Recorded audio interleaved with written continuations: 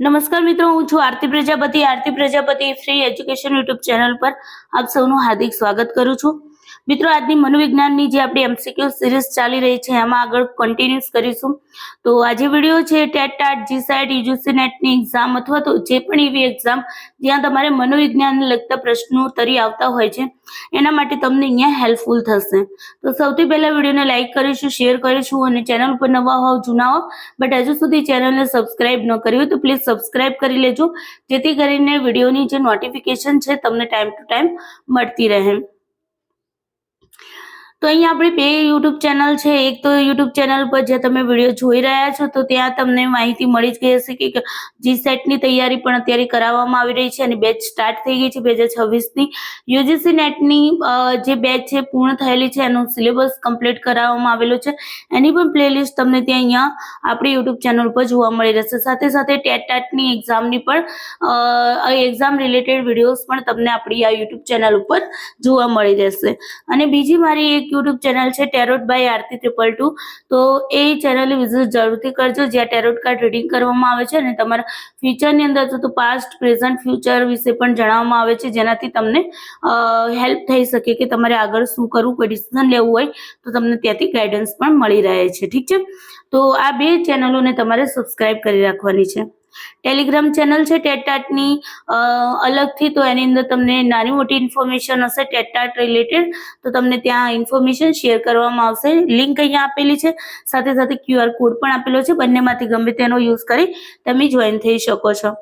જીસેટની પણ અલગથી Telegram channel છે, જ્યાં જીસેટને લગતી, પ્રોફેસરને લગતી જે પણ વેકેન્સી આવતી હોય અથવા તો PhDને લગતી કોઈ જાહેરાત આવતી હોય તો કોઈ પણ નાની મોટી જાહેરાત છે હાયર એજ્યુકેશન લેવલની, તો એ તમને ત્યાં જોવા મળી જશે.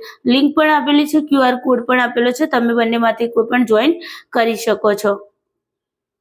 યુજીસી નેટ જે નેશનલ લેવલે એક્ઝામ લેવાતી હોય છે પ્રોફેસર બનવા માટે તો PhD કરવા માટે, તો એની એક્ઝામની તૈયારી પણ તમે ટેલિગ્રામ ચેનલ ઉપરથી કરી શકો છો. તો ટેલિગ્રામ ચેનલની લિંક પણ આપેલી છે, QR કોડ પણ આપેલો છે. શરૂઆત કરીએ. આગળના જે પ્રશ્નો છે વધારે ટાઈમ આપણે નહીં બગાડીએ, કેમ કે તમારો અને મારો બંનેનો સમય જે છે બહુ કિંમતી હોય છે. બટ એક રિક્વેસ્ટ કરીશ કે વિડીયોને લાઈક કરજો, શેર કરજો અને વિડીયોના અંતમાં કમેન્ટ જરૂરથી કરજો, જેથી કરીને તમારી કમેન્ટ, તમારો ફીડબેક મારા માટે મોટિવેશનનું કામ કરશે, જેથી કરીને તમારી આ સિરીઝ જે છે એને કન્ટિન્યુઅસ કરવામાં મને મોટિવેશન મળી રહેશે. ઠીક છે, શરૂઆત કરીએ. પ્રશ્ન નંબર 121મો પ્રશ્ન છે, પૃથ્વી પરના તમામ જીવોને તેમની આસપાસના પર્યાવરણ સાથે કામ પાર પાડવા માટે શું અનિવાર્ય છે? ઓપ્શન છે વર્તન, ખોરાક, સંબંધ કે શિક્ષણ. તો મિત્રો, અહીંયા તમારો આન્સર આવશે શિક્ષણ. શિક્ષણ જે છે એ તમારા આસપાસનું જે પણ પર્યાવરણ છે, વાતાવરણ છે, એની સાથે તમારે કાર્ય પાર પાડવું, એટલે કે તમે એની સાથે એડજસ્ટ થવામાં તમને શિક્ષણ જે છે શું કરે છે, હેલ્પફુલ થાય છે. અને એ અનિવાર્ય છે કે ભાઈ તમારી પાસે શિક્ષણ હશે તો તમે આસપાસના વાતાવરણ સાથે એડજસ્ટ થઈ જશો, આવું મનોવૈજ્ઞાનિકોના મત મુજબ કહેવામાં આવે છે. ઠીક છે, તો અહીંયા શિક્ષણ જે જવાબ છે તમારો સાચો છે. 122મા નંબરનો પ્રશ્ન છે, દરેક સજીવ જન્મથી જ પોતાના જનીનોમાં કેટલીક શક્તિઓ લઈને જન્મે છે, જેનાથી તે આપોઆપ અમુક પ્રતિક્રિયાઓ કરે છે. તેને કેવા પ્રકારનું વર્તન કહે છે? ઓપ્શન છે સાહજિક વર્તન, શિક્ષિત વર્તન, બાહ્ય વર્તન કે ઉપરોક્તમાંથી એક પણ નહીં. તો મિત્રો, અહીંયા વાત કરવામાં આવી છે કે બાળક જ્યારે જન્મ લે છે ત્યારે પહેલેથી જન્મતાની સાથે જ પોતે જેનેટિકલી કોઈને કોઈ બાબતો લઈને આવતું હોય છે, એવી ક્રિયા પ્રતિક્રિયાઓ જે આપોઆપ થતી હોય છે. જેમ કે બાળક જન્મે છે તો એને રડવાનું શીખવવામાં નથી આવતું, ઓટોમેટિકલી એ વારસામાં એટલે કે જેનેટિકલી લઈને આવતું હોય છે. તો એ વસ્તુને એવા જે વર્તનને તમે કેવું વર્તન કહેશો? તો અહીંયા આન્સર શું આવશે? સાહજિક વર્તન, જે આપોઆપ થતું હોય. સાહજિક વર્તન એટલે કે કુદરતી વર્તન જે ઓટોમેટિકલી થતું હોય છે. જેમ કે આંખોની પાપણ પલકારા મારે છે, ઓટોમેટિક પ્રક્રિયા છે, બરાબર. અચાનક બાળક રડવા લાગે છે, અચાનક હસવા લાગે છે, અને હસવાનું રડવાનું શીખવવામાં નથી આવતું જ્યારે જન્મે છે ત્યારે બાળક, હે ને. તો આ વસ્તુ કુદરતી રીતે એની અંદર હોય છે. તો આ આપણે સાહજિક વર્તન થશે. નેક્સ્ટ ક્વેશ્ચન છે તમારો, જે વર્તન અન્ય લોકોને વર્તન કરતા જોઈને કે અન્ય દ્વારા શીખવવામાં આવતા વર્તન દ્વારા શીખાય છે તેવા વર્તનને કેવું વર્તન કહેવામાં આવે છે? એવું વર્તન કે જે તમને લોકોને જોઈને તમે શીખો છો અથવા તો કોઈ તમને શીખવાડે છે અને તમે શીખો છો, તો આવા વર્તનને કેવું વર્તન કહેવામાં આવશે? ઓપ્શન છે સાહજિક વર્તન, શિક્ષિત વર્તન, બાહ્ય વર્તન કે આંતરિક વર્તન. યસ, તમારો આન્સર સાચો છે. શિક્ષિત વર્તન સાચો જવાબ છે. ઠીક છે, કેમ કે શિક્ષિતનો મતલબ થાય છે જે શીખવવામાં આવે છે, શીખવેલું વર્તન. ઠીક છે, તો અહીંયા B is the correct answer. Next question જોઈએ. બે વિધાનો આપેલા છે, બંને વિધાનોને શાંતિથી વાંચો અને તમારે એનો જવાબ આપવાનો છે કે બંને વિધાનો સાચા છે, ખોટા છે, કે કયું વિધાન સાચું ખોટું છે, તો એના સંદર્ભમાં તમારે અહીંયા જવાબ આપવાનો છે. વિધાન નંબર 1 કહે છે, શિક્ષણ એ જન્મથી લઈને મૃત્યુ સુધી ચાલતી અવિરત પ્રક્રિયા છે. વિધાન નંબર 2 કહે છે કે વ્યક્તિ શિક્ષણની નૌકા દ્વારા જીવન સાગરને પાર કરે છે. તો અહીંયા આન્સર શું આવશે કે બંને વિધાનો સાચા છે, બંને વિધાનો ખોટા છે, એક વિધાન, પહેલું વિધાન સાચું અને બીજું વિધાન ખોટું છે, પહેલું વિધાન ખોટું અને બીજું વિધાન સાચું છે. તો અહીંયા તમારો આન્સર શું આવશે મિત્રો? બંનેથી બંને સ્ટેટમેન્ટ એટલે કે બંનેથી બંને વિધાનો કેવા છે? સાચા છે. શિક્ષણ એ જન્મથી લઈને મૃત્યુ સુધી માણસ કંઈક ને કંઈક શીખતો રહે છે, ઔપચારિક રીતે અથવા તો અનૌપચારિક રીતે, બટ હા, એ કંઈક ને કંઈક શીખતો રહે છે. જો એ શાળામાં શિક્ષણ મેળવે છે એને શિક્ષણ નથી કહેવાતું. બાહ્ય રીતે કોઈ એને કોઈ એવો અનુભવ થાય ને અનુભવમાંથી એને કંઈક શીખ મળે છે તો એ પણ એક પ્રકારનું શિક્ષણ છે. ઠીક છે, આપણે આજ તમે ટીચિંગ એપ્ટિટ્યૂડના જે વિડીયોઝ જોયા હશે એની અંદર તમને ખબર હશે કે એની અંદર આપણે વાત કરી હતી કે શિક્ષણ ઔપચારિક પણ હોઈ શકે, અનૌપચારિક પણ હોઈ શકે, હે ને, અને એ સિવાય પણ હોઈ શકે, ઘણા બધા પ્રકારના શિક્ષણ હોઈ શકે છે. તો અહીંયા આપણે શિક્ષણની જન્મથી મૃત્યુ સુધી ચાલતી પ્રક્રિયા છે, વિધાન સાચું છે.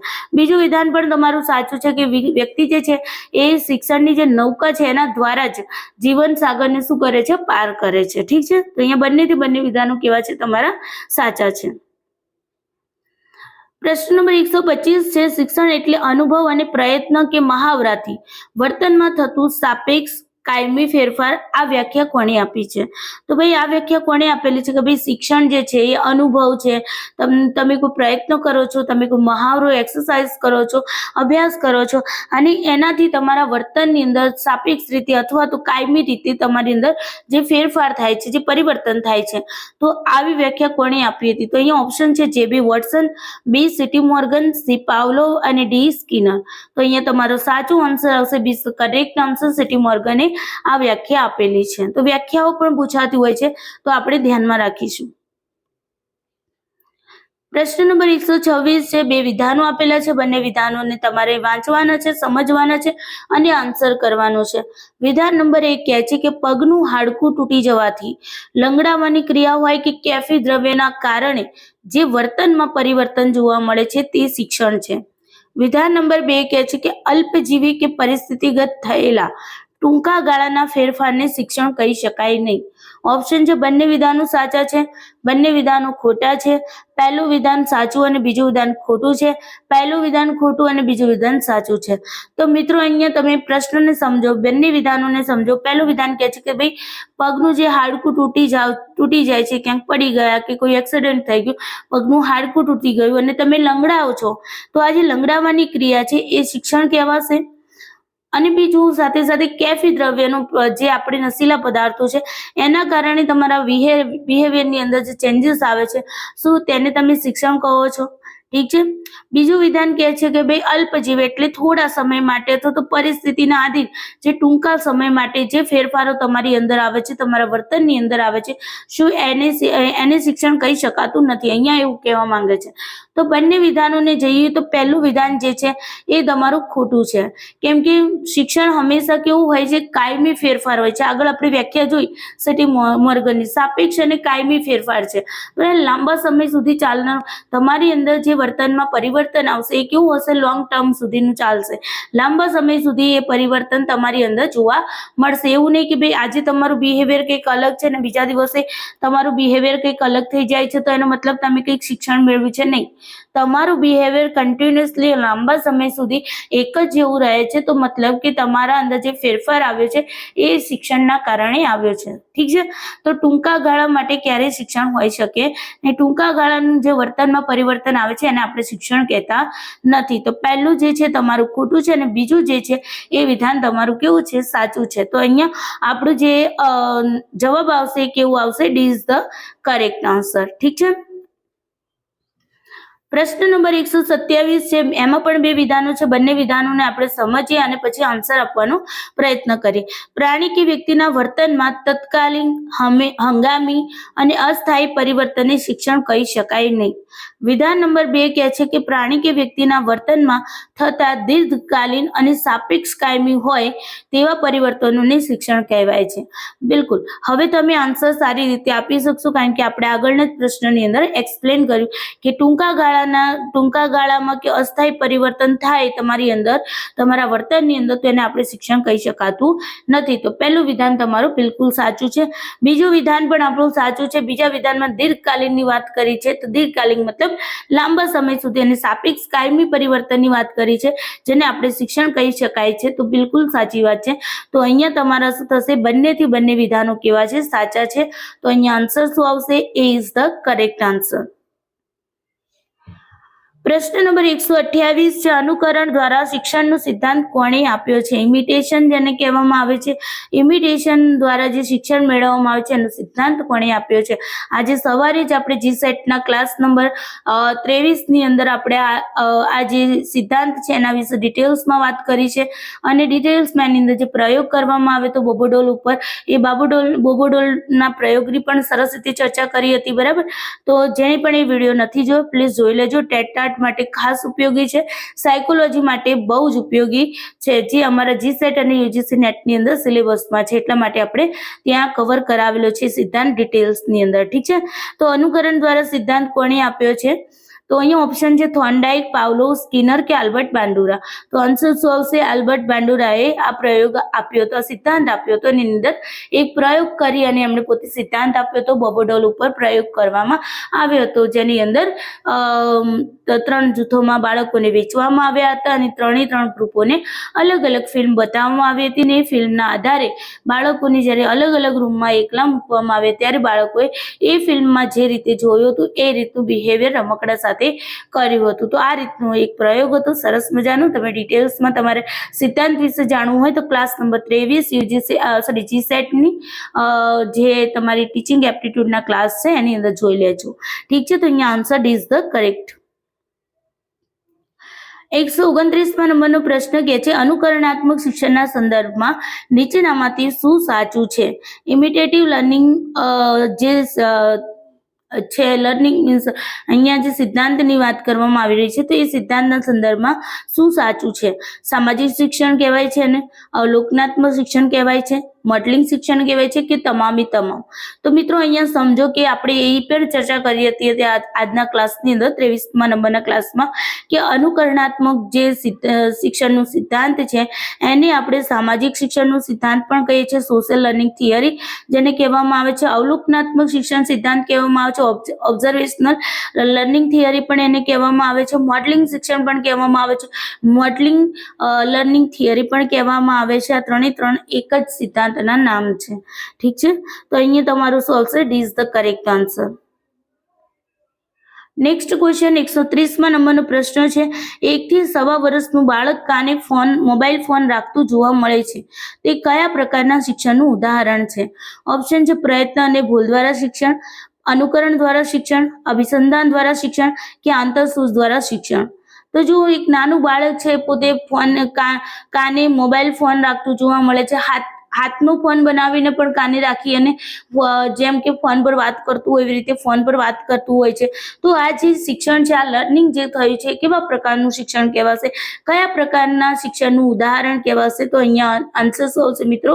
અનુકરણ દ્વારા શિક્ષણ.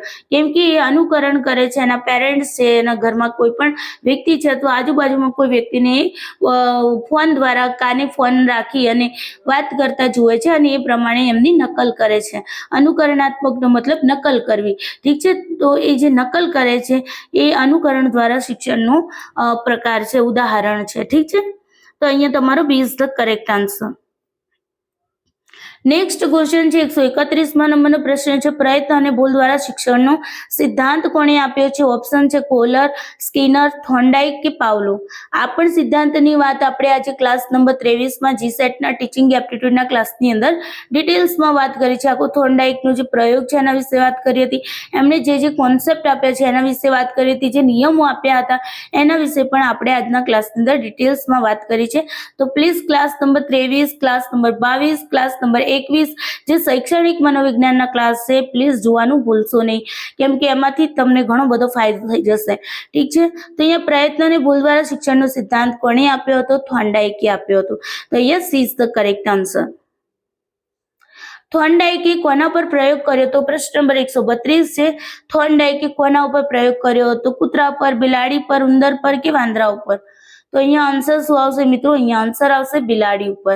થોર્નડાઇકે બિલાડી ઉપર પ્રયોગ કર્યો હતો. સમસ્યા પેટીની અંદર ભૂખી બિલાડીને પૂરવામાં આવી હતી અને એ જે સમસ્યા પેટી હતી એનો દરવાજો એ રીતે તૈયાર કરવામાં આવ્યો હતો કે કળ દબાવે, એટલે કે જેમ કે આપણે દરવાજાનું જેમ હેન્ડલ હોય છે એવી રીતે એ સમસ્યા પેટીમાં પણ એક કળ મૂકવામાં આવી હોય છે, જેને દબાવવાથી દરવાજો ઓટોમેટિક ખુલી જતો હોય છે. જ્યાં સુધી કળ નહીં દબાવે ત્યાં સુધી બિલાડી જે છે સમસ્યા પેટીમાંથી બહાર નહીં આવી શકે અને ભોજન નહીં લઈ શકે. તો ભોજનને બહાર રાખવામાં આવે છે, સમસ્યા પેટીની બહાર રાખવામાં આવે છે અને ભોજન મેળવવા માટે ભૂખી બિલાડી શું કરશે? પ્રયત્નો કરશે અને કળ અચાનકથી દબાવી અને બહાર નીકળશે. ધીરે ધીરે 24 પ્રયત્નો કરે છે અને 24 પ્રયત્નોના અંતે એ શીખી લે છે કે ભાઈ કળ દબાવીશ તો દરવાજો ખુલશે અને દરવાજો ખુલશે તો એને ખોરાક મળશે, ઠીક છે. તો અહીંયા બિલાડી ઉપર પ્રયોગ કરવામાં આવ્યો હતો. હવે અહીંયા જો કૂતરા ઉપર કોણે પ્રયોગ કર્યો હતો? આવો પણ પ્રશ્ન આવે છે. તો કૂતરા ઉપર પાવલોવે કર્યો હતો. ઉંદર ઉપર કોણે કર્યો હતો? ઉંદર ઉપર સ્કિનરે કર્યો હતો. વાંદરા ઉપર એટલે કે ચિમ્પાન્જી ઉપર કોણે કર્યો હતો? કોહલરે કર્યો હતો. તો આ બેઝિક વસ્તુ જે છે તમારી દરેક એક્ઝામ જે કોમન જ્યાં સાયકોલોજી રિલેટેડ તમારે પ્રશ્નો આવતા હોય છે એની અંદર આવા કોમન પ્રશ્નો આવતા હોય છે જે તમારે ધ્યાનમાં રાખવાના છે. તો અહીંયા આન્સર શું આવશે તમારો? B is the correct answer. Next question 133માં નંબરનો પ્રશ્ન છે, થોર્નડાઇકના પ્રયત્ન અને ભૂલ દ્વારા શિક્ષણના પ્રયોગમાં બિલાડીએ પ્રથમ દિવસે કળ દબાવીને સમસ્યા પેટીનો દરવાજો ખોલવામાં લગભગ કેટલો સમય લીધો હતો? અહીંયા ઓપ્શન છે 120 સેકન્ડ, બી 50 second, C 160 second, D 10 second. તો મિત્રો અહીંયા તમારો આન્સર શું આવશે? 160 સેકન્ડ બિલાડીએ લીધો હતો. શરૂઆતમાં પહેલો પ્રયત્ન હતો જ્યારે ભૂખી બિલાડીને સમસ્યા પેટીમાં મૂકવામાં આવી અને ત્યારે એ બિલાડી આમ તેમ આટા મારવા માંડી, પંજા મારવા માંડી. અચાનક એનો હાથ જે પંજો છે એ કળ ઉપર ગયો, કળ દબાઈ ગઈ, દરવાજો ખુલી ગયો. આ જે સમય હતો એ સમયગાળો લાગ્યો હતો 160 સેકન્ડ. એટલે કે એ કળ દબાવવાની પ્રક્રિયા થઈ ત્યાં સુધીનો જે એને પૂરવામાં આવી ત્યાંથી લઈને કળ દબાવવાની પ્રક્રિયા થઈ ત્યાં સુધીનો જે સમયગાળો હતો 160 સેકન્ડ લાગ્યો હતો. અને ધીરે ધીરે એવા 24 પ્રયત્નો કરવામાં આવે. 24 દિવસ સુધી સતત આ પ્રયત્ન કરવામાં આવે અને 24માં પ્રયત્ને બિલાડી 10 સેકન્ડમાં કળ દબાવી અને દરવાજો ખુલતાની સાથે બહાર નીકળવાનું શીખી લીધું હતું, ઠીક છે. તો અહીંયા આન્સર શું આવશે? પહેલા દિવસે જે કળ દબાવ્યો એ વખતે સમય કેટલો લીધો હતો? 160 સેકન્ડ. એટલે કે અહીંયા C is the correct answer. પ્રશ્ન નંબર 134મો પ્રશ્ન છે કે થોર્નડાઇકના પ્રયત્ન અને ભૂલ દ્વારા શિક્ષણના પ્રયોગમાં બિલાડીએ કેટલા સેકન્ડમાં સમસ્યા પેટીનો દરવાજો ખોલ્યો હતો? જો પ્રયત્ન અને ભૂલ દ્વારા શિક્ષણના પ્રયોગની અંદર બિલાડીએ કેટલા સેકન્ડની અંદર સમસ્યા પેટીનો દરવાજો ખોલ્યો હતો? આ જે શિક્ષણની પ્રક્રિયા છે અંતમાં જે છેલ્લો પ્રયત્ન કરવામાં આવ્યો એની વાત કરી છે. તો 10 સેકન્ડ, 40 સેકન્ડ, 120 સેકન્ડ ને 2 સેકન્ડ. તો અહીંયા સાચો આન્સર શું આવશે? 10 સેકન્ડ આવશે. 10 સેકન્ડમાં એની સમસ્યા પેટીનો દરવાજો ખોલ્યો હતો પ્રયત્ન અને ભૂલ દ્વારા શિક્ષણ મેળવ્યા બાદ, ઠીક છે. 24માં પ્રયત્ને આ પણ યાદ રાખવાનું કેટલામાં પ્રયત્ને એણે દરવાજો ખોલતા શીખ્યો હતો? તો 24માં પ્રયત્ને એણે દરવાજો ખોલતા શીખી ગઈ હતી. કળ દબાવીને 10 સેકન્ડમાં કળ દબાવતા શીખી ગઈ હતી. તો અહીંયા ઇઝ ધ કરેક્ટ આન્સર. 135 નંબરનો પ્રશ્ન, અંતિમ પ્રશ્ન છે આજની સિરીઝનું. જેમ જેમ પ્રયત્નોની સંખ્યા વધતી જાય છે તેમ તેમ ભૂલોની સંખ્યા ખાલી જગ્યા વધે છે, ઘટે છે, સમાન રહે છે કે ઉપરોક્ત તમામ? તો મિત્રો અહીંયા યાદ રાખો, જેમ જેમ બિલાડીએ પ્રયત્નોની સંખ્યા વધી એમ એને જે સમય લીધો, જે ભૂલો કરતી હતી, પહેલા શરૂઆતમાં એને કેટલી બધી ભૂલો કરી ત્યારે જ એની કળ દબાવી શકી, હે ને? તો જેમ જેમ પ્રયત્નો વધતા ગયા એમ એની ભૂલોની જે સંખ્યા છે કેવી થતી ગઈ, ઘટતી ગઈ, અને એક સમયે સારી રીતે પ્રયત્ન અને ભૂલ દ્વારા શિક્ષણ મેળવી લીધું એણે. તો અહીંયા આન્સર શું આવશે? ઘટે છે, એટલે કે B is the correct answer. ઠીક છે, તો આ હતા આજની સિરીઝના પ્રશ્નો. આઈ હોપ તમને પ્રશ્નો સારા લાગ્યા હશે અને ઇમ્પોર્ટન્ટ પ્રશ્નો છે, જેથી કરીને તમારી એક્ઝામમાં કોઈ પણ ડીપલી ક્વેશ્ચન આવે છે મિત્રો, અને ડીપલી ક્વેશ્ચન માટે તમને આ જે પ્રશ્નો છે તમને ખૂબ જ હેલ્પફુલ થશે. વિડીયો સારો લાગ્યો હોય, પ્રશ્નો સારા લાગ્યા હોય તો લાઈક તો બને જ છે, શેર કરવાનું પણ બને છે. વધુ ને વધુ વિદ્યાર્થીઓ સુધી ફ્રી એજ્યુકેશન પ્રોવાઈડ કરવાનું, ફ્રી એજ્યુકેશનની આ જે લિંક છે એને શેર કરવાનું ભૂલશો નહીં. ચેનલ ઉપર નવા જૂના હો તો સબસ્ક્રાઇબ કરવાનું ભૂલશો નહીં. કમેન્ટ કરીને જરૂરથી ફીડબેક આપજો. તમારો ફીડબેક મારા માટે મોટિવેશનનું કામ કરે છે, તો પ્લીઝ એટલું તો તમે મારા માટે કરી શકો છો. ઠીક છે, ચલો બાય, ટેક કેર, સૌને જય શ્રી કૃષ્ણ.